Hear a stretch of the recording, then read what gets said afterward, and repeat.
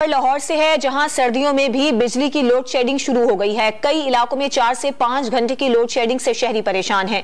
इस पर बात करेंगे डॉन न्यूज के नुमाइंदे नोमान लियाकत से। नोमान, कौन कौन से इलाके हैं जो कि लोड शेडिंग से ज्यादा मुतासिर हैं? जी बिल्कुल, गर्मियों में जो लोड शेडिंग होती थी, अब सर्दियों में भी शहरियों को इस अजियत का सामना करना पड़ेगा, क्योंकि लेस्को हुकाम की जानिब से वाज़ेह तौर पर लोड शेडिंग का पैगाम जो है वो दिया जा चुका है।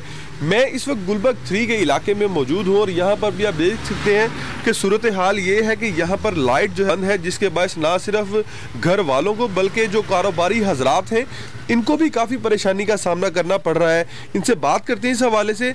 सर बताइएगा, कितने घंटे की लोड शेडिंग हो रही है और क्या परेशानी होती है?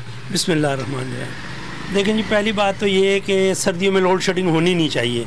गर्मी में तो चलो मानते हैं कि भाई लोड ज़्यादा होता है। अब सर्दियों में कौन सा लोड है?